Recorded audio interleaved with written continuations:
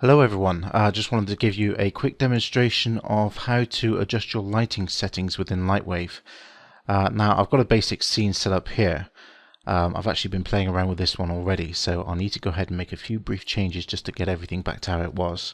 Lightwave, when it normally opens, normally has a setting of about 5% in the ambient intensity. I'm going to go ahead and increase that to 15. Now what this will do is, when I press the render key, there we go.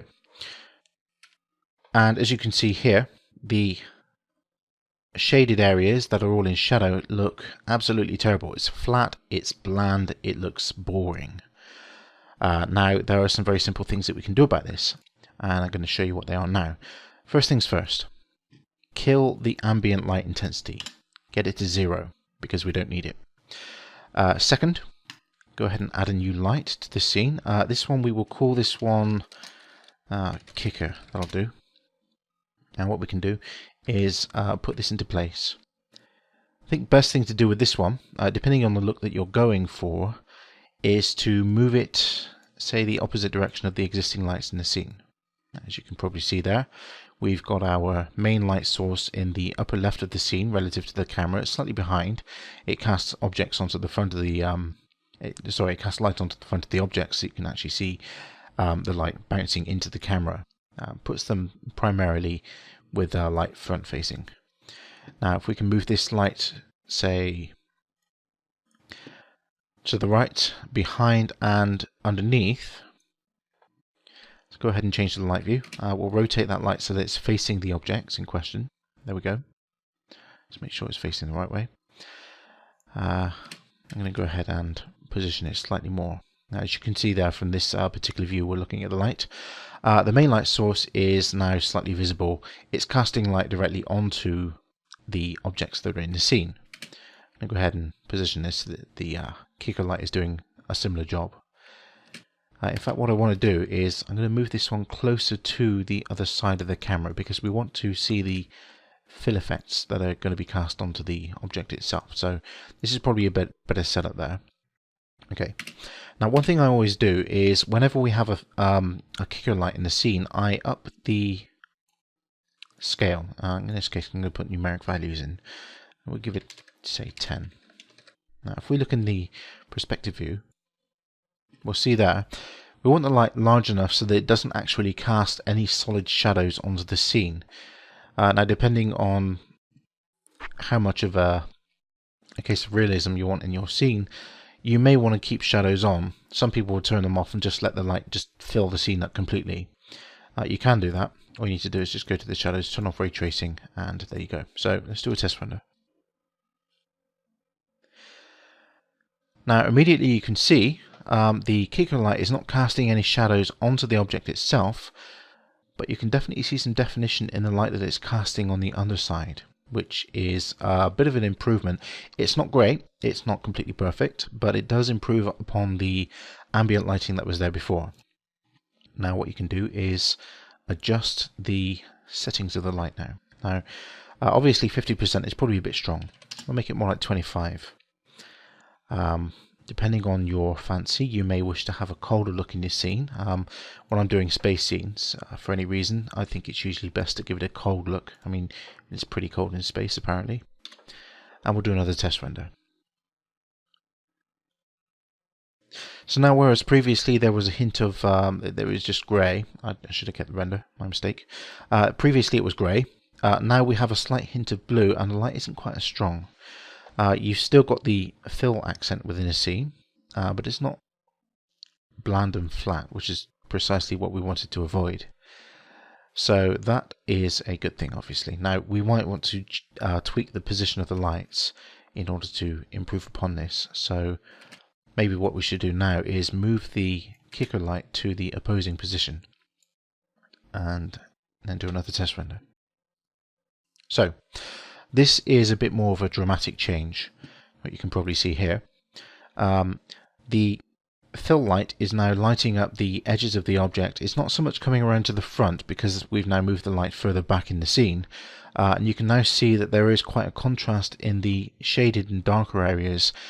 They don't look quite so flat anymore. Now this may be what you're looking for, or it may not. if this isn't what you're looking for, if you want to fill the remaining areas of the scene, then you can add a third light. I'm going to go ahead and keep this one open for now. We can come back to it another time. So let's go ahead and do that now. So we've got our 2 fill lights in the scene already.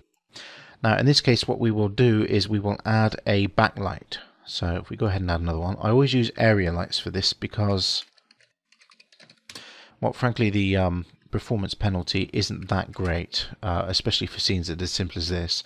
You may want to change the usage there depending on how much detail you've got in your scene, how much render time you need to try to save, especially in animation work. You might want to do some tweaks.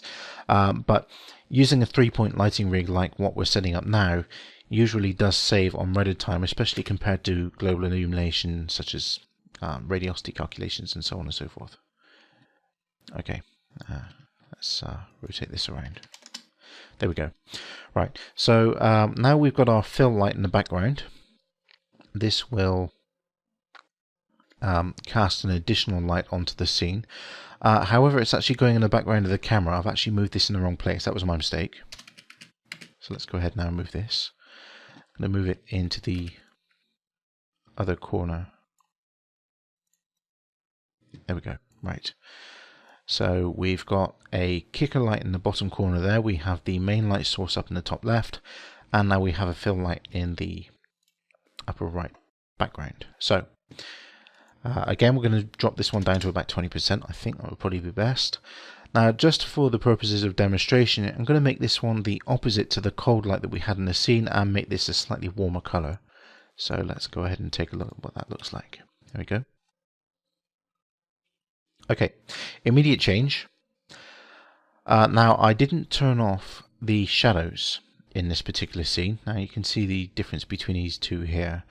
And because I didn't turn off shadows, it's casting a shadow off of the object that's in front. Not really desirable behavior. So we can go ahead and turn it off now, and then we'll take a look and see what that looks like. Okay, now it's flooded additional color into the scene in the areas that would otherwise look black from the shadow being cast from the main light source and from the lack of area that's being filled in from the second light source underneath. Again, it really depends on what you're going for. Adjustments are possible and probably desirable in this case. I'm going to go ahead now and move the light across to another position. Let's just see what this looks like. Tweaks are always good. It's a bit of trial and error involved in this sort of thing. There we go. That's a bit more of an improvement. It doesn't look as flat as it did before. So as you can see now, the warm light isn't flooding this area and drowning it out. You're leaving a definite edge there. It still gives you the impression that there's a 3 dimensions to the whole scene. So we've got our blue light source underneath, giving the impression of cold. We've then got a backlight giving the impression of a slightly warmer edge to the color. Depending on what you're looking for, you may want to change this. And then we've got our main light source casting light onto the object from the upper left. So that is how you make adjustments and improvements to the lighting in your scene, and it definitely looks a lot better than the basic lighting that we had before, which was just bland, flat, and absolutely uninteresting whatsoever. Okay, so I hope this helps people out there to improve their scenes and give dynamic to their animations and so on and so forth. And any further assistance that I can be, please let me know. Thanks very much.